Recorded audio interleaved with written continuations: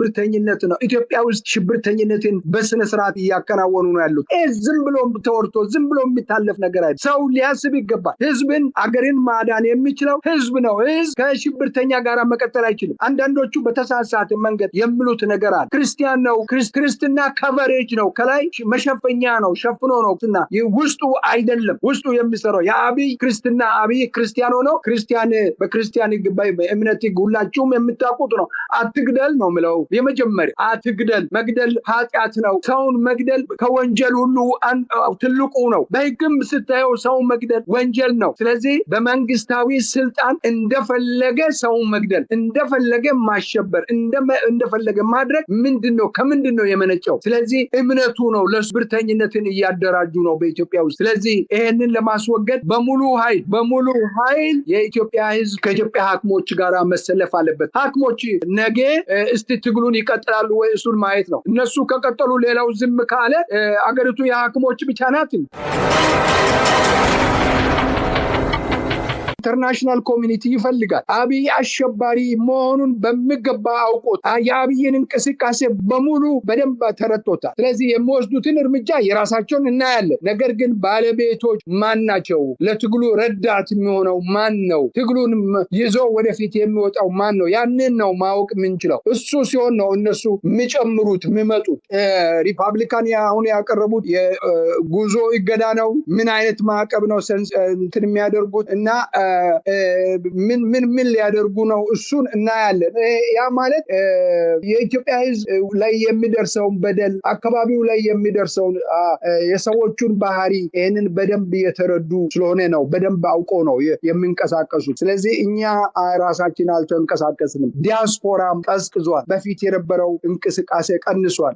አሁን የአርሲው፣ የሐረርጌው፣ የወለጋ ግድያ እየተባባሰ መጥቷል። ስለዚህ ሽብርተኝነት በሰፊው እየታየ ነው ያለው። ቴሮራይዝ እያደረገ ነው ህዝብን ያለው። ስለዚህ በደንብ ያውቃሉ። ትክክል ነው። እኛ ግን ባለቤቶቹ የኢትዮጵያ ህዝቦች፣ የኢትዮጵያ ምሁራን፣ የኢትዮጵያ ዲያስፖራ የኢትዮጵያን እንቅስቃሴ ማንሳት፣ ሞቅ ማድረግ፣ ከፍ ወዳለ ደረጃ ላይ ማድረስ አላማ ያለው እንቅስቃሴ አላደረግንም። የሚታይ እንቅስቃሴ የለም። ስለዚህ በተለይ ዲያስፖራ ውስጥ ያለው ሰው አንገት ለቀበረው አንገቱን እንዲያቀና ኮልፌ ላይ ያለው ህዝብ መርካቶ ላይ የሚሆነው ነገር ያለማወቁ ነው፣ ያለመስማቱ ነው የሚሰማው። ያ ግድግዳ አለ በሰው መካከል ላይ። ሁሉንም ማዳረስ መቻል አለበት። ጉለሌ ላይ ያለው ፒያሳ ላይ ያለው ነገር አይሰማም።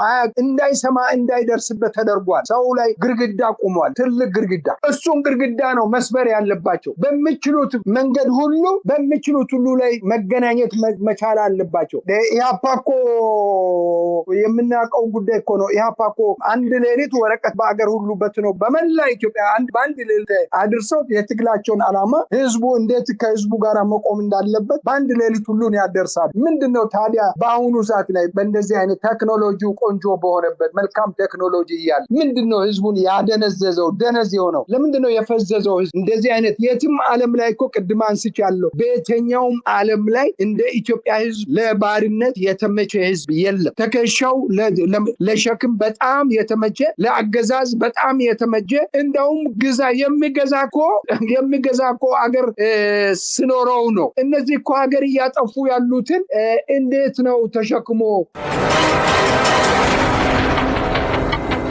ጤና ይስጥልን የተከበራችሁ የሬዲዮ ቤተሰቦችና አድማጮች፣ በወቅታዊ ጉዳይ እንድንወያይ እንደወትሮ ሁሉ የአፍሪካ ሰላምና እርቅ ኢንስቲትዩት ዋና ዳይሬክተር ከሆኑት ከዶክተር ሸዋፈራው ኩራቱ ጋር እየተወያየን እንቆያለን። የፕሮግራሙ አዘጋጅ ሀብታሙ አሰፋ ነኝ። እስከ ፕሮግራማችን ፍጻሜ አብራችሁ እንድትቆዩ በአክብሮት እንጋብዛለን። ጤና ይስጥልን ዶክተር ሸዋፈራው ኩራቱ፣ እንደምሰነበቱ። እንኳን በድጋሚ ተገናኘን። ጤና ይስጥልኝ ሀብታሙ፣ እግዚአብሔር ይስጥልኝ ስለተሰጠኝ እድል አመሰግናለሁ። ከልብ አመሰግናለሁ ዶክተር ሸዋፈራው። እንግዲህ ያለውን ወቅታዊ ሁኔታ በስፋት እየተከታተላችሁ ነው። በተለይ በነገ ዕለት ደግሞ የጤና ባለሙያዎች ንቅናቄ ታህሳስ 6 ቀን 2018 ዓ.ም የሥራ ማቆም አድማ ጠርተዋል። ይሄ ሁለተኛ ዙር የሥራ ማቆም አድማ ነው። በእርግጥ ከዚህ ቀደም መስከረም 5 ቀን 2018 በኋላም ህዳር መጀመሪያ ላይ ይደረጋል ተብሎ በተለያየ መንገድ ሲተላለፍ የቆየ ነው። የጤና ባለሙያዎች ንቅናቄ እንግዲህ የነሱ ጥያቄ ነው ብቻ ማለት አይቻልም። እንግዲህ የእንጀራ ጉዳይ የሁሉም ብሔራዊ ጥያቄ ነው። የሀገሪቱ ኢኮኖሚ የገባበት ቀውስና ሰራተኛው በደሞዙ መተዳደር ያልቻለበት ካድሬ እንደ ልቡ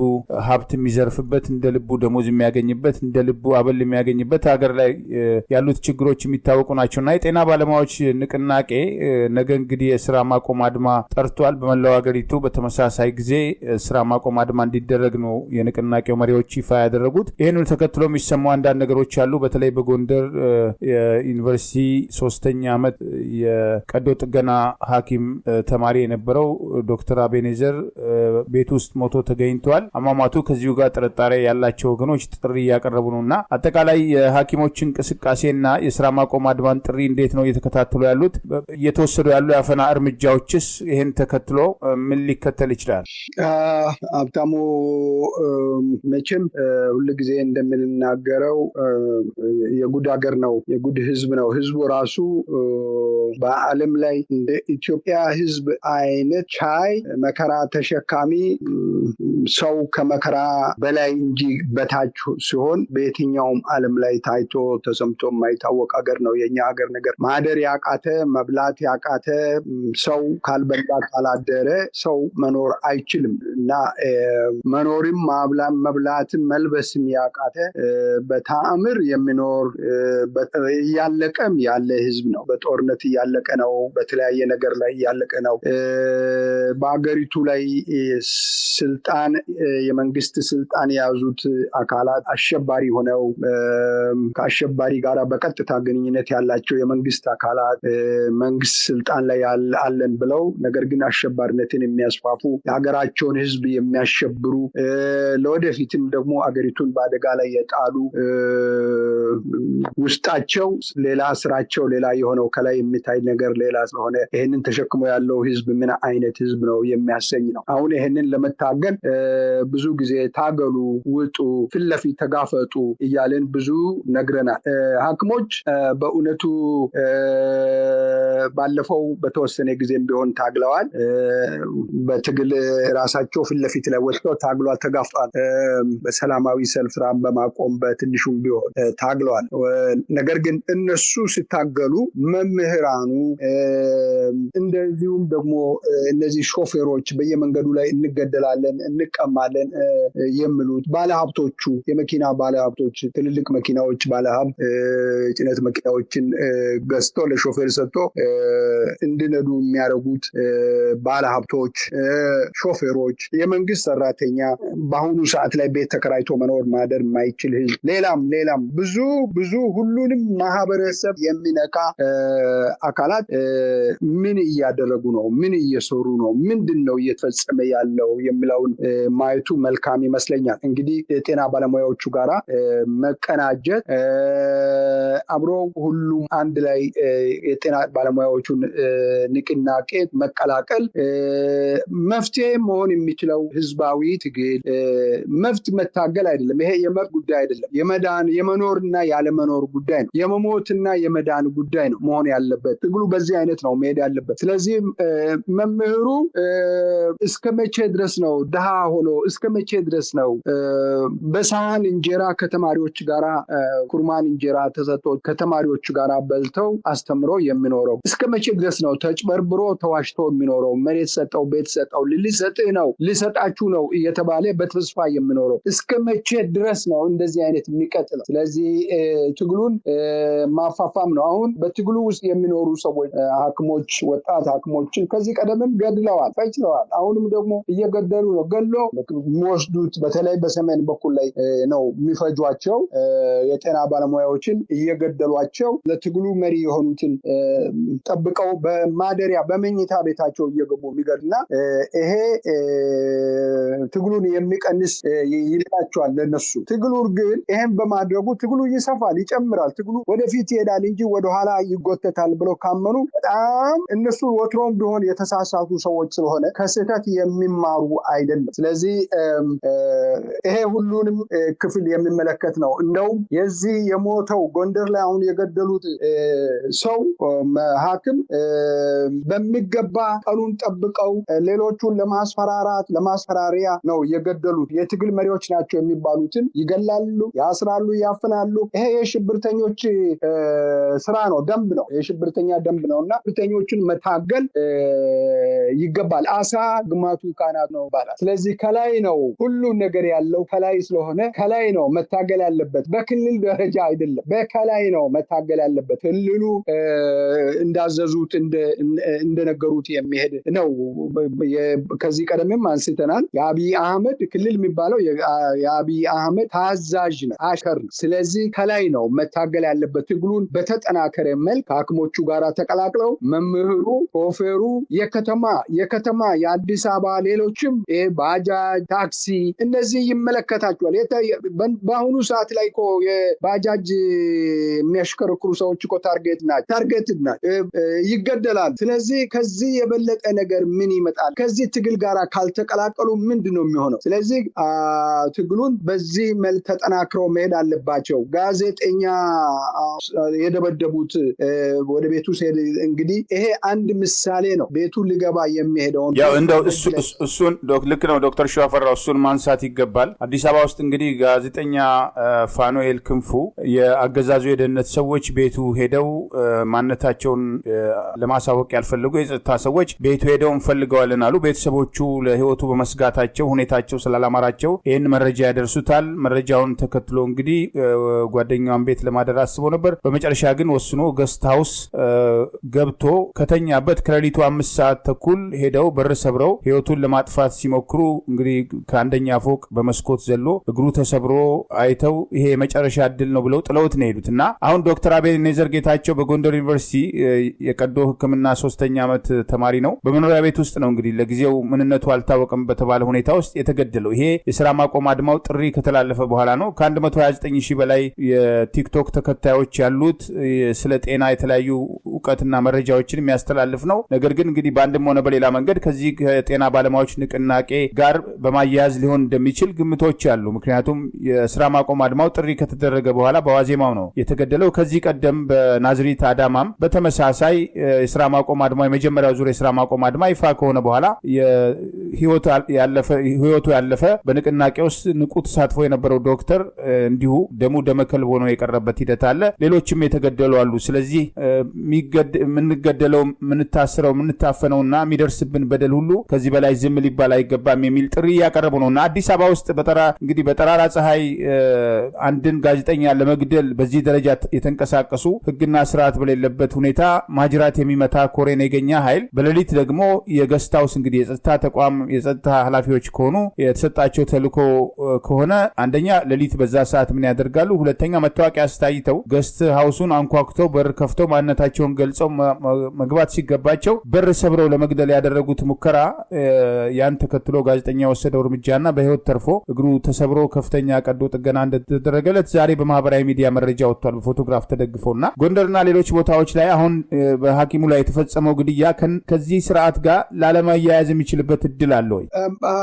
ከዚህ ቀደም እኮ ቅድም እንዳነሳው ናዝሬት ላይ አንዱን ገሎታል ባህር ዳር ላይ አንድ ሐኪም ገለው ፋኖ ገሏል እኮ ብለው ሰላማዊ ሰዎችን ወስዶ አስፈርደናል የሚሉ ሁሉ እኮ ሰሞኑ ይወራ የነበረ ነው ሌሎችም እንደዚሁ በተለያዩ ቦታ ላይ አዲስ አበባ ላይ ተገለዋል ሐኪሞቹን መግደል እኮ ልክ እነሱ እንትን የሚያደርጉት ሐኪሞችን ጋዜጠኞቹን እነዚህ የነቁትን ንቁ የሆኑት ሰዎችን መግደልና ማጥፋት እኮ የተለመደ ነው ይሄ ሽብርተኝነት ነው ትልቅ ሽብርተኝነት ይሄ ሽብርተኛ መንግስት ስለሆነ ሽብርተኝነትን እያስካሄደ ነው ያለው በአገሪቱ ላይ ስለዚህ ጋዜጠኛውን እንግዲህ ቤቱ ድረስ ሄደው ቤቱ ላይ ሲያጡ የገባበት ሄዶ ማደሪያ ቦታ ተከታትለው በምን መልክ እንዴት ተከታትለው ያንን ያህል ያስፈለገ ምክንያት ምንድን ነው ሄዶ ደግሞ ለመግደል የተከራየበትን ክፍል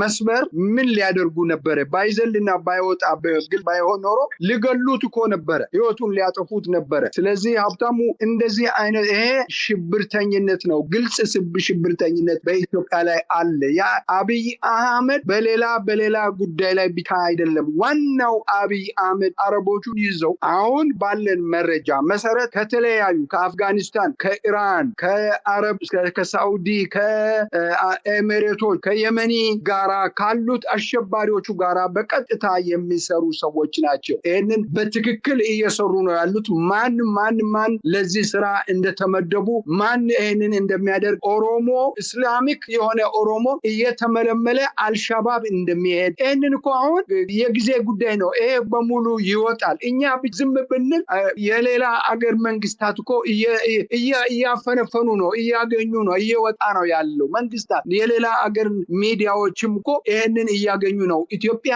በሽብርተኞች እጅ ወድቃለች። በውሸት ክርስቲያን ነኝ ብለው አታሏቸዋል። አሜሪካኖች፣ አውሮፓኖች አቷል። ክርስቲያን አይደለም፣ አክራሪ ሙስሊም ነው አብይ አህመድ። ስለዚህ ሽብርተኝነትን በኢትዮጵያ ላይ ለማምጣት ኢትዮጵያ ውስጥ ሽብርተኝነትን እያካሄዱ ነው ያሉት። ሲሪየስ ኬዝ ነው። የኢትዮጵያ ህዝብ ሊያውቀው ይገባል። ይሄንን ሲሪየስ ኬዝ ነው። ይሄ የሽብር ስራ ነው። ይሄ ነው እየተከናወነ ያለው። አሁን የምንነገረን የምናወራው ነገር ሁሉ ሽብር ነው። መንግስት እኮ ማለት ህግን ማስጠበቅ፣ የዜጎችን መብት ማስጠበቅ፣ የዜጎችን ሰላምን ማስጠበቅ፣ የሀገሪቱን ደህንነት ማስጠበቅ፣ በሀገሪቱ ሰላምና ሉዓላዊነቷን ማስጠበቅ ነው። መንግስት እኮ ሽብርተኛ ራሱ የሚሆንበት ምክንያት የለም። ይሄ የሚሆነው ሽብርተኝነትን የሚያከነ እነ ቢላዴን አይነት እነዚህ የአልቃይዳ መሪዎች፣ የአልሸባብ መሪዎች የሚያደርጉትን ነው። እሱን ወደ ኢትዮጵያ አስገብቷል። ኦልሬዲ እሱን እየሰሩ ነው ያሉትና አሁን በገኖ ወጥቷል። አሁን ይሄ በግልጽ እየወጣ ያለ ነገር ስለሆነ ጋዜጠኞችን፣ ሐኪሞችን፣ ሌሎችንም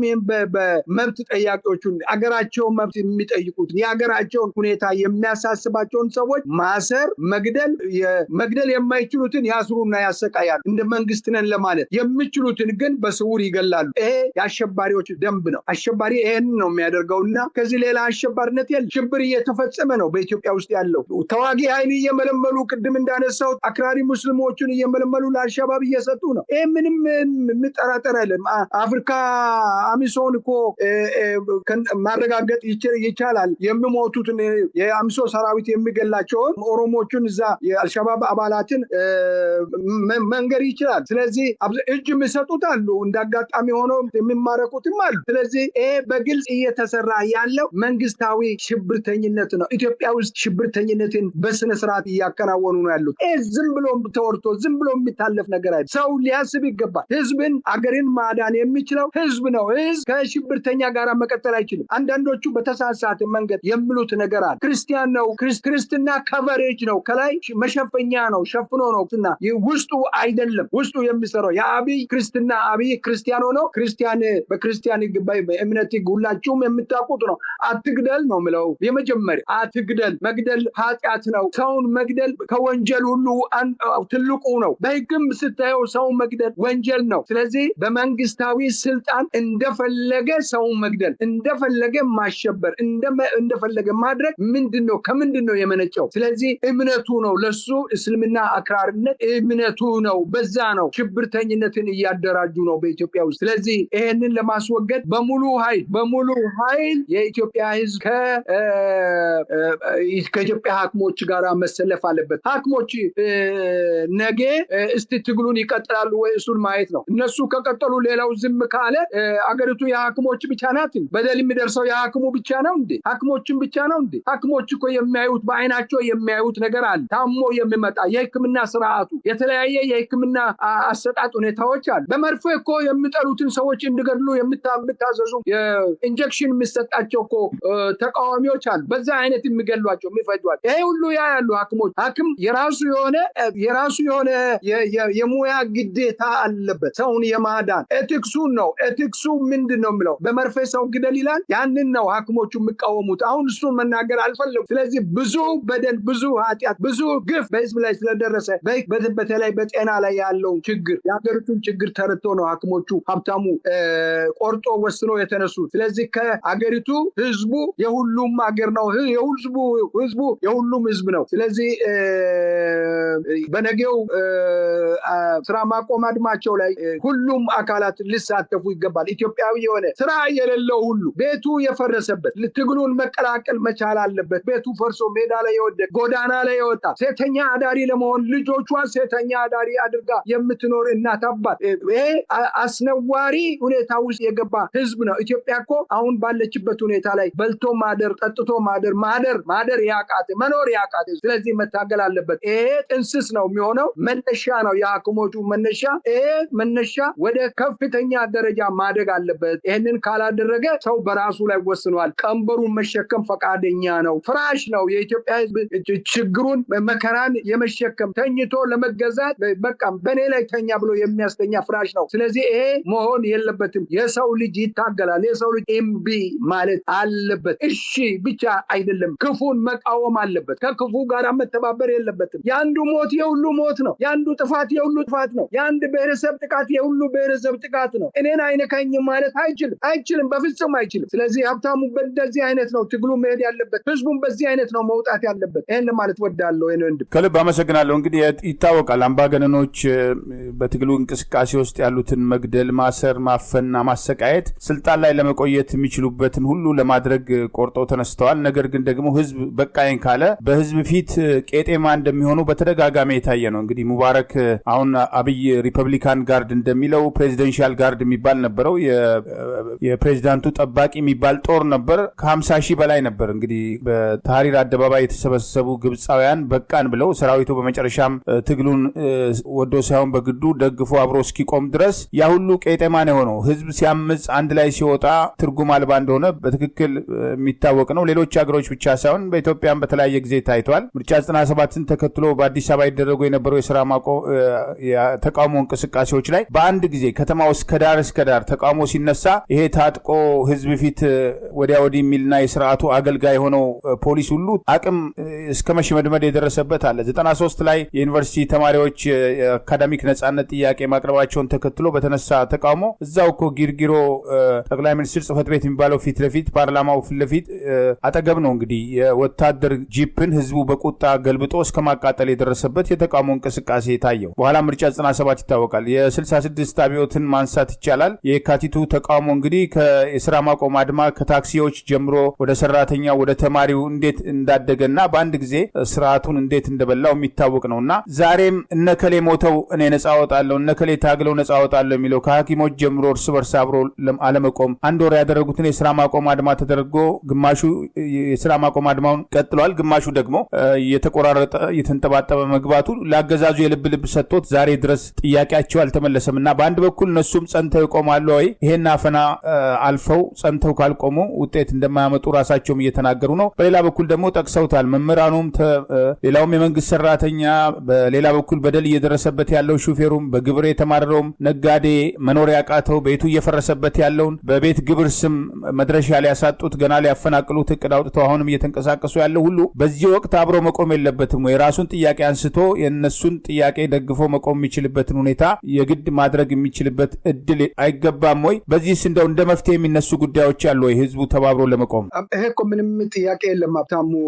ጥያቄ የሚያስፈልግ ነገር አይደለም። እኛ ከምንናገረው በላይ ህዝቡ ራሱ በራሱ ላይ እየደረሰ ያለው በአገሩ ላይ እየደረሰ ያለው ችግር መከራ ያህል አሸባሪዎች አካባቢውን ቀጠናውን በሙሉ አፍሪካን እያሸበሩ ነው ያሉት። ይሄ እኛ የምናወራው ዝም ብለን አንስተን ከመሬት ፈጥረን አይደለም። ህዝቡ ማድረግ አለበት።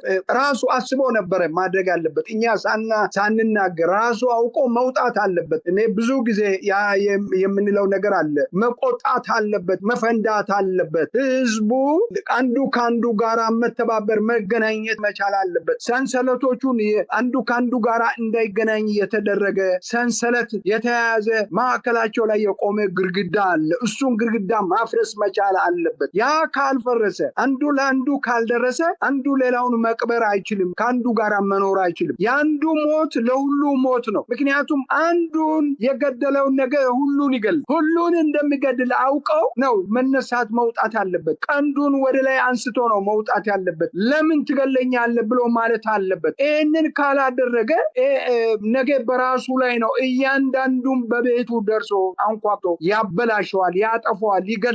ይህን ከማድረግ ወደኋላ የሚሉ አይደለም። በጎሳ ተጠግቷል። የጎሳ ፖለቲካ አካሂደው በጎሳ ጥገኛ ሆኗል። ያ ዕቁብ ተበልቶበታል። እንደዚህ በሃይማኖት መጥተዋል። የዚህ የሃይማኖትም ሁኔታ በዚህ አይነት ሄዷል። ማፍረስ ያለባቸውን ሃይማኖት ድርጅቶችን አፈርሳለሁ ብሎ በተለይ ኦርቶዶክስ ቤተክርስቲያንን እንዳፈረሰ እንቆጥራለን። እኔ እንደዛ ነው። ኢትዮጵያ ኦርቶዶክስ ቤተክርስቲያን አለ ብዬ አላም አፍርሷል። በቃ ሰርጎ ገብቶ በዳንኤል ክብረት ይህንን ለማድረግ የሚኒስትርነት ማዕረግ ተሰጥቶት በኦርቶዶክስ ቤተክርስቲያን ላይ ደባ እየሰራ ቤተክርስቲያኖቹን እንዲያፈርስ አድርጓል። ፕሮቴስታንት ቤተክርስቲያንን እንደ መሳሪያ አድርጎ ይጠቀማል። አብይ የፕሮቴስታንት ሃይማኖት ተከታይ አይደለም። አብይ ሃይማኖቱ ሌላ ነው፣ ስራው ሌላ ነው፣ ባህሪው ሽብርተኝነት ነው። ስለዚህ አብይ አህመድ ከኢትዮጵያ ለመወገድ የሚችልበትን ሁኔታ ሁሉ ነው መታገል ያለባቸው። እያንዳንዱ ግለሰብ ይሄ ጉዳይ ይመለከታል። ኖ ኮሽን። ለዚህ አሁን ለጠየቀኝ ጥያቄ ምንም ጥያቄ መልትን የለውም። መቀላቀል የግድ መነሳት አለበት። አንዳንድ መረጃዎቹን የምንከታተለው አለ። ኮልፌ ላይ ያለው ህዝብ መርካቶ ላይ የሚሆነው ነገር ያለማወቁ ነው ያለመስማቱ ነው የሚሰማው። ያ ግድግዳ አለ በሰው መካከል ላይ ሁሉንም ማዳረስ መቻል አለበት። ጉለሌ ላይ ያለው ፒያሳ ላይ ያለው ነገር አይሰማም። እንዳይሰማ እንዳይደርስበት ተደርጓል። ሰው ላይ ግድግዳ ቆሟል፣ ትልቅ ግድግዳ። እሱን ግድግዳ ነው መስበር ያለባቸው። በሚችሉት መንገድ ሁሉ ላይ መገናኘት መቻል አለባቸው። ኢህአፓ እኮ የምናውቀው ጉዳይ እኮ ነው። ኢህአፓ እኮ አንድ ሌሊት ወረቀት በአገር ሁሉ በትኖ በመላ ኢትዮጵያ በአንድ ሌሊት አድርሰው የትግላቸውን ዓላማ ህዝቡ እንዴት ከህዝቡ ጋር መቆም እንዳለበት በአንድ ሌሊት ሁሉን ያደርሳል። ምንድነው ታዲያ በአሁኑ ሰዓት ላይ በእንደዚህ አይነት ቴክኖሎጂው ቆንጆ በሆነበት መልካም ቴክኖሎጂ እያለ ምንድነው ህዝቡን ያደነዘዘው ደነዝ የሆነው? ለምንድነው የፈዘዘው ህዝብ? እንደዚህ አይነት የትም ዓለም ላይ እኮ ቅድም አንስቻለሁ። በየትኛውም ዓለም ላይ እንደ ኢትዮጵያ ህዝብ ለባርነት የተመቸ ህዝብ የለም። ተከሻው ለሸክም በጣም የተመቸ፣ ለአገዛዝ በጣም የተመቸ፣ እንደውም የሚገዛ እኮ አገር ስኖረው ነው። እነዚህ እኮ ሀገር እያጠፉ ያሉትን እንዴት ነው ተሸክሞ የሚኖረው? ምንድን ነው? ስለዚህ ይህንን ማስወገድ ያለበት በላዩ ላይ የወደቀውን አዝም ያ ፍርሃት ክፉ መንፈስን ከራሱ ላይ ጥለው መወሰን መቻል አለበት። ከወሰኑት ጋር መቀላቀል የግድ ነው። ቅድም ያነሳናቸው እያንዳንዱ ግለሰብ ወጣት፣ በተለይ ወጣት በግድ እየታፈሰ ወደ ውትድርና እንዲሄድ እንዳይማር፣ ወደፊት ሰው እንዳይሆን የአብይ ወታደር ባሪያ ሆኖ ጦር ሜዳ ወደሚገኝበት ቦታ ሁሉ እየሄደ እንዲሞት ዕጣ ፈንታው ሞት ነው። ለጀነራሎቹ ባሪያ መሆን ነው። አብይ የሾማቸው ጀነራሎች የአብይን ህይወት ጠባቂዎች ናቸው። የሀገር ጠባቂዎች አይደሉም። ጉንጫቸውን ሰውነታቸውን ሄሊኮፕተር ተመድቦላቸው ነው እነሱ ሆቴል ተቀምጠው ውጊያ የሚመሩ። ስለዚህ ወታደሩ እዛው ወደ ጦር ሜዳ ሄዶ ወጣቱ ይማገዳል፣ ተስፋ ያጣል። ተስፋው እያጠረ ይሄዳል። ዩኒቨርሲቲ ገብቶ እኮ ያለው ተማሪ ተምሮ እንዳይኖር ምግብ ተከልክሎ ወጣት ላይ በዚህ ዘመን ባለው ወጣት ላይ የማይደርሰው መከራ አለን፣ አበሳ አለን። የምንቀሳቀስ ካለ እስር ቤት የማይታወቅበት እስር ቤት ወስዶ አንገቱን ቀልምሞ ይገሉታል። እና ይሄ ወጣት ከዚህ ጣጣ ለመዳን ከሐኪሞቹ ጋራ የመቀላቀል ነገ የሚባል ነገር የለም። የመቀላቀል ግዴታ ነው ያለበት። ውዴታ ብቻ አይደለም፣ ተገዶ ነው መቀላቀል ያለበት ትግሉን። ሐኪሞቹን ያለ ማስነካት፣ የሐኪሞች መብት፣ የሐኪሞች ደሞዛቸውን ብቻ አይደለም እኮ የጠየቁ፣ ገንዘብ አነሰ አይደለም፣ ገንዘብ ብቻ አይደለም፣ የመኖር ዋስትና የለንም ነው። በቃ ይሄ እኮ ትክክል ነው። የሐኪሞች ብቻ ነው እንደ የመኖር ዋስትና መጥፋት? የኢትዮጵያ ህዝብ አይደለም እንዴ? ለምንድነው የማይሰማው? ለምንድነው የማይታገለው? ስለዚህ ህዝቡ እኛ እኮ ለነሱ እየታገለን ነው ያለነው። ዋጋ እየከፈለን ነው ያለነው። ጊዜያችን እየጨረሰን ነው ያለነው። እነሱ ካልታገሉ የኛ ትግል ውስን ነው። እነሱ ናቸው ባለቤቶቹ። የኢትዮጵያ ህዝብ ባለቤት ነው፣ የትግሉ ባለቤት። ይሄ ምስራቅን ምዕራብን የሚወስን አይደለም። ይሄ ወሰን የለውም። ግድግዳውን መስበር፣ በመካከላቸው የገባውን የጠብ ግድግዳ፣ አንዱ ከአንዱ ጋር እንዳይስማማ የተደረገበት ግድግዳ፣ እሱን መበጠስ መቻል አለብን፣ መስበር አለባቸው። አብሮ መቆም፣ ወንድሜ እህቴ መባባል አለባቸው። የጤና ባለሙያዎች እንደቆሙ በጋራ መቆም አለባቸው። ትግሉ በዚህ አይነት ሲሆን ዛሬ ዓለም የአብይን ማንነት በደንብ ለይቶ አውቋል። ማን እንደሆነ አብይ ማን ነው? ምን አይነት ሰው ነው? በደንብ ታውቋል። አብይ እያጭበረበረ አጭበርባሪ ነው። አብይ ሌባ ነው። አብይ ቀጣፊ ነው።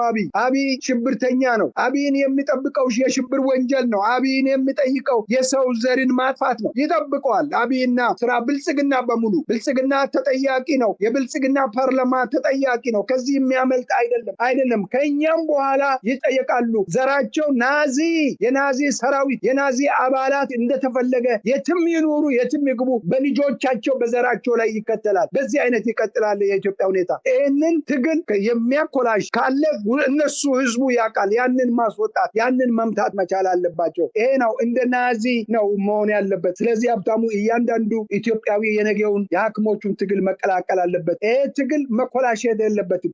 በሰራዊት መበተን የለበትም። ቅድም አንተ ያነሳው 4 ኪሎ ፊት ለፊት ላይ ነው፣ ግርግሮ ደጃፍ ላይ ነው ጂፕና ታንክ የወጣውን አቃጥሎ ትግሉን አዲስ አበባ ላይ በ97 ላይ የተንቀሳቀሰው የአዲስ አበባ ህዝብ ይህ ህዝብ አልቋል እንደ አለ እኮ የህዝብ አልሞተም አለ። ቤቱ ፈርሶ ቢበተንም አለ። አውቀው ነው ቤቱን ያፈረሱት፣ ኑሮን የበተኑት፣ እድሉን ያፈረሱት፣ ማህበሩን የበተኑት። ስለዚህ ህዝቡ አለ፣ ሊገናኝ ይችላል። ምንድነው የሚከለክለው? ህዝብ ከተነሳ እኮ ውሃ መገደብ አትችልም እኮ። ባህርን ትገድባለህ? ባህር አይገደብ። ይሄ ነው መሆን ያለበት። የነገው ትግል ሁሉም ይቀላቀላል። ህዝብን ለመግደል የሚነሳውን እንደ ግንቦት ሰባት በእሳት ማቀጣጠል መቻል አለበት። ይሄ ነው መሆን ያለበት። ኢብን ሰራዊቱ ህዝብን ሊገል የሚመጣ ሰራዊት ህዝባዊ ነው። እሱን ይመለከታል፣ ትግሉ ይመለከተዋል። ኩዴታ የሚያደርጉት የተለያዩ አገር ላይ ያሉ ወታደሮች ናቸው። ለህዝብ ነው ብለን ነው እያሉ ኩዴታው መጥፎ ቢሆንም ክፎቹን ለማስወገድ ኩዴታ የሚያስፈልግበት ሁኔታ ወታደሩ ነው፣ የበታች ወታደሩ ነው ይህንን የሚያደርግ። መቼም ቢሆን ጀነራል ሞኮሎቹ እንደዚህ አይነት አድርጎ አያውቁ። ምክንያቱም ምን ጎደለባቸው? እነሱ ተሹመዋል። ከመሬት እያነሳ ፊልድ ማርሻል እያለም ተገሻው መሸከም የማይችለው ከእውቀቱ በላይ የሆነ ከሚችለው ከሚያውቀው በላይ የሆነ ማርሻል እያለ ጀነራል እያለ አሸክሟል። ስለዚህ የኢትዮጵያ ህዝብ ይሄ አይገባውም፣ ይህንን አያውቅም እንዴ? ኧረ ውጭ ያለው ዲያስፖራ ይህንን አይረዳም። ትግል እኮ ቀላል ነገር አይደለም። ዲያስፖራ እኮ ይሄ ማዕረግ ይገባቸዋል ወይ? ኢብን ለትግሉ በቂ ነው፣ በቂ ነው። ለምንድን ነው እንዲህ አይነት ማዕረግ የተሰጠው? ማንን ለመጠበቅ ነው? ኢትዮጵያን ለመጠበቅ ነው? ኢትዮጵያን ለማጥፋት ነው? መለየት አለብን እኛ ሰዎች ነን። ስለዚህ የአብይ ትልቁ ጠባቂዎች ያለ አግባብ የተሰጣቸው ማዕረግ የተሸከሙት የደሃ ልጆችን ጦር ሜዳ እየላኩ የሚያስገድሉ እንደ ከብት የሚነዱ ወታደሩ እንዲያልቅ የሚያደርጉት ጀነራሎች ናቸው። ጀነራል ተብሎ ትናንትና ምርኮኛ ነበሩ። ዛሬ ቅን በቀል ምርኮኛ የተማረከው እኮ ሊዋጋ ሄዶ ነው የተማረከው። ምርኮኛ ነበሩ በሙሉ ምርኮኛ። ከዚህ ቀደም ብያለሁ፣ በእኛ አገር ላይ ምርኮኛ ሚስት አያገባ። ምርኮኛ ከወንድ በታች ነው። እኔ በተወለድኩበት ሀገር እንደዛ ነው የሚቆጠረው። ምርኮኛ ከወንድ በታች ነው፣ ወንድ አይደለም። ስለዚህ ምርኮኛን ማርሻል፣ ምርኮኛን ጀነራል ተብሎ እንዴት ነው የሚሆነው? ስለዚህ ይህንን ነቅቶ ከስልጣን የማያባርር ህዝብ ምን አይነት ነው? ስልጣኑ እኮ የህዝብ ነው፣ የኢትዮጵያ ነው። ቦታው የኢትዮጵያ ነው። ኦሮሞ ኢትዮጵያዊ ነው። ህዝቡ እኮ ምንም ከህዝብ ጋር ምንም እንትን የለውም። የኦሮሞ ህዝብ እኩል እየተወቃ ነው ያለው፣ ልጆቹን እያጣ ነው ያለው። 2 ልጆች ያጣች እናት አለች። በአፈሳ ነው የሚወሰደው። የተወሰኑ ቀደም ሲል እሱን የሚጠብቁ የኦሮሞ ወጣቶች አሉ። እነዚህ ገዳዮች ናቸው። ስለዚህ ወንድሞቻቸውን እየገደሉ ነው ያሉት። ኦሮሞን እየገደለ ነው ያለው። አማራን እየገደለ ነው ያለው። ስለዚህ ሀብታሙ በጣም ለትግል ብዙ ምክንያቶች አሉ። ከብዙ ጋራ ከዚሁ ትግል ከሀክሞቹ ትግል ለኢትዮጵያ ፈርቀዳጅ ነው የሚል እምነት አለኝ። በዚህ አሁን ከአሁኑኑ ገብቶ ህዝባዊ ትግል የአብይን ህይወት ይሄ ትግል ያሳጥራል። በእውነቱ ደግሞ አንድ ትልቅ ነገር አለ። ዓለም በሙሉ አብይን ማን እንደሆነ አውቆታል። አጭበርባሪ ሌባ መሆኑን፣ ሽብርተኛ መሆኑን አውቆታል። ይህን ለማለት ፈልጋለሁ። ሀብታሙ ታንኪ ከልብ አመሰግናለሁ። እንግዲህ ያው ሐኪሞች በተለየ ብቻቸውን ተጠያቂ የሚሆኑበት የለም። በተለያዩ ሀገሪቱ አካባቢዎች ከትርፍ ሰዓት ክፍያ ጋርም አዲስ አነስተኛ የተባለው ደሞዝ ጭማሪን ተከትሎ እየተሰራ አይደለም። አንዳንድ ቦታ ላይ ደሞዝ የተቋረጠባቸው አሉ። በርካታ ችግሮች አሉ። እንግዲህ ከዚህ ሁሉ ለቅሶና ቅሬታ በኋላ ይሄ የተጠናከረ የስራ ማቆም አድማ የኢትዮጵያ ጤና ባለሙያዎች ንቅናቄ ቦርድ ጠርቷል። ያን ተከትሎ እንግዲህ ተቃውሞ ተግባራዊ ይደረጋል ብለው ትዕዛዙን ተከብለው ያንን ያደርጋሉ ተብሎ ይታሰባል። ባይደረግም እንግዲህ ችግሮች ምንድናቸው የሚሉትን ወደፊት የምናየው ነገር ይሆናል። በሌላ በኩል እንግዲህ ቀደም ሲል አንስተውታል፣ መምህራንም ሌሎችም ይሄን ተባብረው መታገል አለባቸው። በሌላ በኩል አገዛዙ እንግዲህ የዚህ የሽብርተኝነት ጉዳይ ደጋግመው አንስተዋል። በተለይ አሩሲ አካባቢ የታየው የኦርቶዶክስ እምነት ተከታዮችና የአማራ ብሔር ተወላጆች ላይ ያነጣጠረ ጥቃት፣ ከዛም በኋላ አሁን በቅርቡ ምስራቅ ወለጋ ላይ የኦሮሚያ ልዩ ኃይል መጀመሪያ መከላከያ ትጥቅ አስፈትቶ ኦሮሚያ ልዩ ኃይል ደግሞ ጭፍጨፋ እየፈጸመ መሆኑን ያው እናት ፓርቲ አቤት ብለዋል። በአሩሲም ከዚህ ቀደም አስጠንቅቆ ነበር። እየተፈጸሙ ያሉ ድርጊቶች እንግዲህ በቀላል እንደ ዕለት ወሬ የተነሱ ነገር ግን እጅግ አደገኛ የሆኑ ነገሮች፣ ምናልባት እዛ አካባቢ የሚፈጸሙት ድርጊቶች አጠገቤ አይመጣም እኔ ጋር አይደርስም የሚባለው ነገር ይኸው እየታየ እኮ ነው። አዲስ አበባ ውስጥ አንድ ጋዜጠኛን በሌሊት ከተኛበት በር ሰብሮ ለመግደል የተደረገ እንቅስቃሴ፣ ወለጋ ሌሎች ቦታዎች ላይ ሲደረጉ የነበሩ እንቅስቃሴዎች ነገ በሌላው ላይ እንደማይመጣ ምንም ምስክር አያስፈልገውም እና ለዳሩ ካልተጠበቀ መሃሉ ዳር ይሆናል ተብሏል። እሱ ነው እየሆነ ያለውና ህዝቡ በተለይ እየተፈጸሙ ያሉ ድርጊቶችን ዓለም አቀፉ ማህበረሰብም በአግባቡ እየተረዳቸው ነው ወይ? ይሄ ከፍተኛ የሆነ በተለይ አሩሲ አካባቢ ያለው ነገር ባለስልጣናቱ ጭምር በደንብ እንቅስቃሴ የሚያደርጉበት የሽብር ተግባር እንቅስቃሴ መሆኑን በቂ መረዳት አለ ወይ? እንግዲህ ምንድነው ያለ የዓለም ማህበረሰብ ካነሳን መልካም ነው። አዎ የዓለም ማህበረሰብ በሚገባ ያውቁታል ምን እንደሚያደርጉ ምን እንደሚሰሩ ኢትዮጵያ ውስጥ ገንዘብ ወዴት እንደሚያሸሹ ከማን ጋር እንደቆሙ ይሄንን በሙሉ በሚገባ የዓለም ማህበረሰብ ሀያላን የሚባሉት መንግስታት አውሮፓም አሜሪካም የአብይን መንገድ በደንብ እነማን ናቸው እነሱ የሚለውን በደንብ ያጣሩና በደንብ ያወቁ ነው። ግን ዓለም አቀፍ ህግ አለ። ዓለም አቀፍ ህግ ላይ የዚህ ጉዳይ ባለቤት ኢትዮጵያዊ ነው። ራሱ ኢትዮጵያ ነው። ኢትዮጵያ ህዝብ ባለቤት። ህዝቡ አልተነቃነቀም፣ ተመችቶኛል፣ ተስማምቶኛል ብሎ ነው ዝም ያለው። የተወሰኑ አካላት ናቸው ይህንን እንቅስቃሴ የሚመሩት። የተወሰኑ ሰዎች ናቸው የሚጮሁት። ዛሬ ዩኤስ ኮንግረስ በኢትዮጵያ ላይ ይህንን በሚገባ አውቀው ኤችአር ቁጥሩን ረስቻለሁ የሚባል አንድ እንትን ጀምሯል። በሚገባ ተረቷል። የአርሲ ግድያ ኦርቶዶክስ ኢትዮጵያውያን አርሲና ሐረርጌ ላይ እየተገደለ ያለው እዚህ አሜሪካን ውስጥ የሚኖሩ ወንድሞቻችን አቅርቦላቸው እነሱም የማጣራት ስራቸውን አከናውነው በሚገባ ተረተው ስራ ላይ ናቸው። በማን ላይ ነው ምንድነው እንትኑ የሚጸድቀው መቼ ነው የሚለው ላይ ነው እንጂ ተጽፎ ኦልሬዲ በሪፐብሊካን ነው እንደውም የተሰራው እና በሚገባ ያውቁታል። ይሄን ያውቁታል ወይ በደንብ ነው የሚያውቁ። ከኛ በፊት የሲአይኤ አባላት ስብሰባ ላይ የኢትዮጵያ ጉዳይ አንስተው አብይ ማን እንደሆነ ምን እንደሚሰራ በሚገባ ሲመካከሩ የነበሩበትን ሁኔታ አውቃለሁ። እኔ በደንብ ነው የማውቀው፣ በደንብ ነው የሰማው። ስለዚህ የኢትዮጵያን ጉዳይ በደንብ ይከታተሉታል። ነገር ግን ማን ነው ባለቤት የሚለውን ባለቤቱ የኢትዮጵያ ህዝብ ሲነቃነቅ ነው እነሱ ሊደርሱ የሚችሉ። የኢትዮጵያ ህዝብ እንቅስቃሴን ይፈልጋሉ፣ ትግሉ ይፈልጋል፣ የውጭ አካላት ይፈልጋሉ፣ የውጭ መንግስታት ይፈልጋሉ፣ የውጭ ኮሚኒቲው የኢንተርናሽናል ኮሚኒቲ ይፈልጋል። አብይ አሸባሪ መሆኑን በሚገባ አውቆት የአብይን እንቅስቃሴ በሙሉ በደንብ ተረድቶታል። ስለዚህ የሚወስዱትን እርምጃ የራሳቸውን እናያለን። ነገር ግን ባለቤቶች ማን ናቸው? ለትግሉ ረዳት የሚሆነው ማን ነው? ትግሉን ይዞ ወደፊት የሚወጣው ማን ነው? ያንን ነው ማወቅ የምንችለው። እሱ ሲሆን ነው እነሱ የሚጨምሩት የሚመጡት። እየሰሩ ነው ያሉት። ይሄ ሪፐብሊካን አሁን ያቀረቡት የጉዞ እገዳ ነው። ምን አይነት ማዕቀብ ነው እንትን የሚያደርጉት እና ምን ሊያደርጉ ነው? እሱን እናያለን። ያ ማለት የኢትዮጵያ ህዝብ ላይ የሚደርሰውን በደል፣ አካባቢው ላይ የሚደርሰውን የሰዎቹን ባህሪ ይህንን በደንብ የተረዱ ስለሆነ ነው፣ በደንብ አውቆ ነው የሚንቀሳቀሱት። ስለዚህ እኛ ራሳችን አልተንቀሳቀስንም። ዲያስፖራም ቀዝቅዟል። በፊት የነበረው እንቅስቃሴ ቀንሷል። አሁን የአርሲው፣ የሐረርጌው፣ የወለጋ ግድያ እየተባባሰ መጥቷል። ስለዚህ ሽብርተኝነት በሰፊው እየታየ ነው ያለው። ቴሮራይዝ እያደረገ ነው ህዝብን ያለው። ስለዚህ በደንብ ያውቃሉ። ትክክል ነው። እኛ ግን ባለቤቶቹ የኢትዮጵያ ህዝቦች፣ የኢትዮጵያ ምሁራን፣ የኢትዮጵያ ዲያስፖራ የኢትዮጵያን እንቅስቃሴ ማንሳት፣ ሞቅ ማድረግ፣ ከፍ ወዳለ ደረጃ ላይ ማድረስ አላማ ያለው እንቅስቃሴ አላደረግንም። የሚታይ እንቅስቃሴ የለም። ስለዚህ በተለይ ዲያስፖራ ውስጥ ያለው ሰው አንገት ለቀበረው አንገቱን እንዲያቀና እንቅስቃሴ ከራሱ ማውጣት ማስቻል አለበት፣ መንቀሳቀስ ያለበት ይመስለኛል። ለውጭው እኛ ድጋፍ ነን፣ ለውስጡ እኛ ድጋፍ ነን። የውጭዎቹ ትግሉን ውጭ ሆኖ መምራት ይቻላል። እሱን ማቀጣጠል ነው። በተለይ ዩኤስ ኮንግረስ ጋር ጉዳዩ ይዞ የሄዱት ወንድሞቻችን እነሱም ተከታትለው ባገኙት መረጃ መሰረት እየተካሄደ ያለው ኤችአር እንትኑን ቁጥር መያዝ አልቻልኩትም እና እንግዲህ ሳንክሽን ሊፈጠር ይችላል። የሚወስዱት ሳንክሽን ምንድን ነው?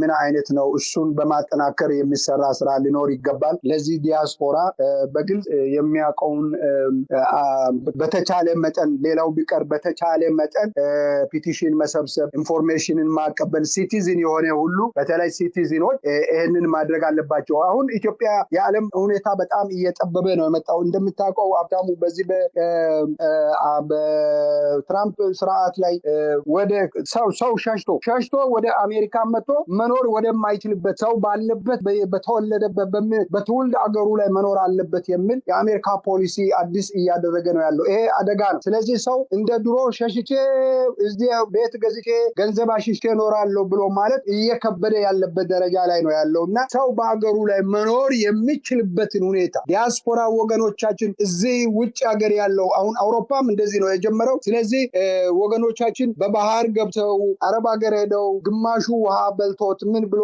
ከሚጠፋ በአገሩ ላይ በሰላም የሚኖርበትን ሁኔታ ለማመቻች በአገሩ ላይ ሰላም እንዲኖር ሽብርተኝነትን ከኢትዮጵያ ለማስወጣት የሚያስችል እውነተኛ ትግል ዲያስፖራውም ጭምር ንቅናቄ እንዲያደርግ እንቅስቃሴ ከልቡ ከውስጥ ንቅናቄ እንዲያደርግ እኔ ለማሳሰብ ፈልጋለሁ። አደገኛ ሁኔታ ላይ ወድቀዋል። ዓለም በአንድ እንትን ውስጥ ወድቃለችና እንደ ድሮ ሸሽቶ መኖር የለም። በአገሩ ላይ መኖር የማይችል ከሆነ መሞት ብቻ ነው የሚገጥመው። አገሪቱ አደጋ ላይ ናት ያለችው። ኢትዮጵያን ከአደጋ ለማዳን መታገል የግድ ነው። የኢትዮጵያ ሕዝብ ይህን ለማድረግ በተለይ ነፃ አገር ላይ የሚኖሩ ሲቲዝን የሆኑ ኢትዮጵያውያን ወንድሞች እህቶች፣ ዲያስፖራ በሁሉም ዓለም ላይ አውስትራሊያ፣ ካናዳ፣ አሜሪካ፣ አውሮፓ፣ ሌላም የተሻለ ደቡብ አፍሪካ ጭምር ያሉ ወንድሞችና እህቶች ትግሉን እንዲያቀናጁ እንዲያዳምጡ፣ ይሄንን ሬዲዮ እንዲደግፉ። ሬዲዮ ህብረ ሬዲዮ ሁሉም ይሰማል። በሁሉም አገር ላይ ሬዲዮን ማዳመጥ እንዲችሉ አንዱ ለአንዱ እንዲያስተላልፍ ይሄ ሬዲዮ በቂ ነው። ለትግል ማስተላለፍ የሚችልበትን ሁኔታ አንዱ ለአንዱ እንዲያደርስ ዝም እንዳይል ሳይሰለች እንዲህ አይነት አሸባሪን ለማሸነፍ በቀላሉ የሚሆን ነገር አይደለም። አሸባሪዎች ታጥቀው ገንዘብ ይዘው ነው። የነዚህ ደግሞ የተለየ ነው። ከወርልድ ባንክ ገንዘብ እየተሰጣቸው የሚያገኙትን ገንዘብ ለሽብር ተግባር እያዋሉ ነው። ስለዚህ ይሄንን ሁሉ ምሁራን ከልባቸው ይሄን ነገር ላይ እንዲታገሉ ለማሳሰብ እወዳለሁ፣ አደራ ለማለት እወዳለሁ። ስለዚህ ሁላችንም እንትጋ፣ ሀገራችንና ህዝባችን እንታደግ፣ እንድረስላቸው ለማለት ፈልጋለሁ። ስለተሰጠኝ እድል እጅግ አድርጌ አመሰግናለሁ። ሀብታሙ ከልብ አመሰግናለሁ። እንደወትሮው ሁሉ ዶክተር ሸዋፈራው ኩራቱ፣ ወደፊትም በሌሎች ወቅታዊ ጉዳዮች እንወያያለን። ለሰጡን ማብራሪያ ጊዜ ይስጥልን። መልካም ጊዜ ይሁንልዎ። አመሰግናለሁ። አሜን። ክቡራን የህብር ሬዲዮ ቤተሰቦችና አድማጮች ስታደምጡ ለቆያችሁ ምስጋናችን ይድረሳችሁ። የህብር ሬዲዮ ኦፊሻል ዩቲዩብ ቻናላችን ሰብስክራይብ ያላደረጋችሁ ሰብስክራይብ በማድረግ በተጨማሪም የደውል ምልክቱን በመጫን የህብር ሬዲዮ ቤተሰብ እንድትቀላቀሉ በአክብሮት እንጋብዛለን። እንደወትሮ ሁሉ የህብር ሬዲዮ ቤተሰቦች ፕሮግራሞቻችንን ላይክ በማድረግ ሼር በማድረግ አስተያየቶቻችሁን በመስጠት አብሮነታችሁን እንድትገልጹ በአክብሮት እንጠይቃለን። በድጋሚ እናመሰግናለን። ጤና ይስጥልን። ቸር እንቆይ።